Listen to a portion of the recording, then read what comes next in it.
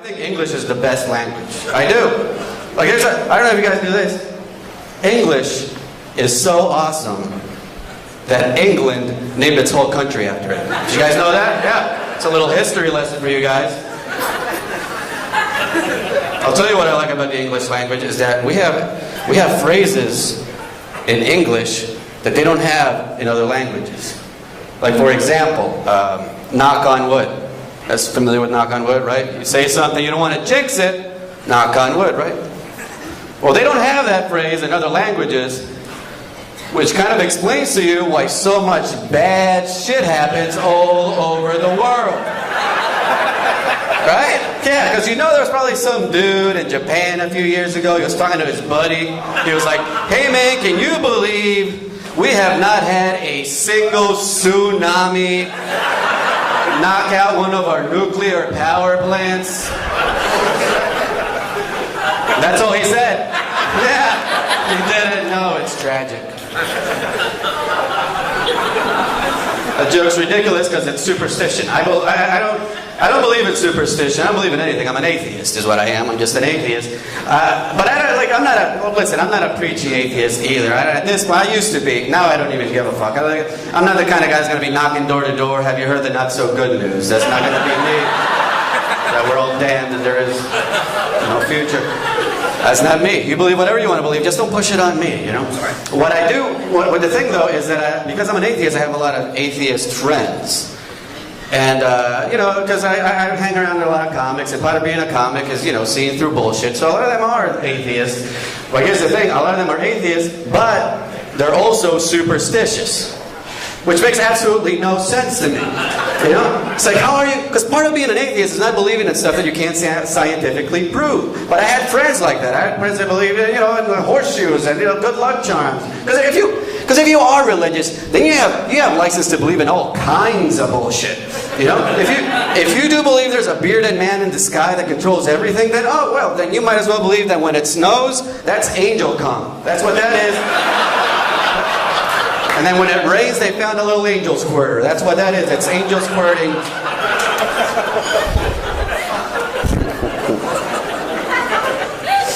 Here's something, we're doing comedy for about almost 9 years now, and here's something I've been trying out lately, is trying to be a better comic. I probably should have tried this about 8 years ago, but here's what I heard. I heard if you want to be a better comic, you got to show vulnerability. Yeah. I'm not really sure what that means, but I think it means you make yourself look like an idiot and then people can relate to you, you know? So you tell embarrassing shit. So I'm going to share a couple of things with you guys. Here's one of them.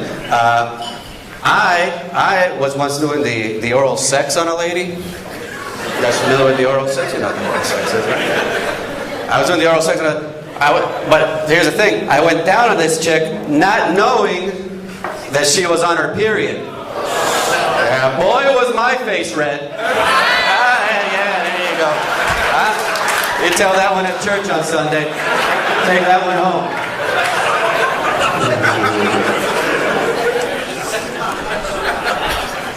Here's another little embarrassing admission. I am really afraid of the dark. Or some people call it African Americans. Whatever, Listen, if you think that joke is racist, you have not heard a racist joke. They get a lot worse than that shit. I will say this, though. I'm pretty good at the sex.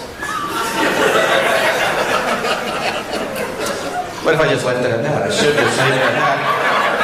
I am pretty good at the sex. I'm no good at relationships. I just, you know, I have a girlfriend, I've never been married, but I am good at the sex. I'll put it this way, I'll give you an example. I've never had a woman fall asleep on me while I'm making love to her. Not once, no. I've had several wake up, but you know, that's a different, oh, come on now. Come on now. By the way, that's about the mildest rape joke I have. A lot of people get mad at rape jokes. They do. People come out to comedy shows and get offended. Does that make any sense to you?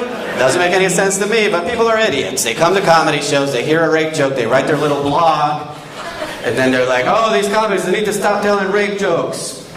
And I'm always like, listen, I am not advocating rape. I'm not saying go out and rape people. I'm just telling jokes. It's all just jokes. I'm not going to stop, right? But no. Then the blogger comes out to another show, and then they get offended. Then they write another blog, and they're like, oh, these comics, they need to stop telling rape jokes. And then again, I'm like, no, I'm not going to stop. But it's a recurring thing. So 6 months later, somebody else comes out to a comedy show, gets offended, writes a little blog. Hey, comics, stop telling rape jokes. And I'm like, listen, rape joke blogger, no means no. If anybody should know this, should be you.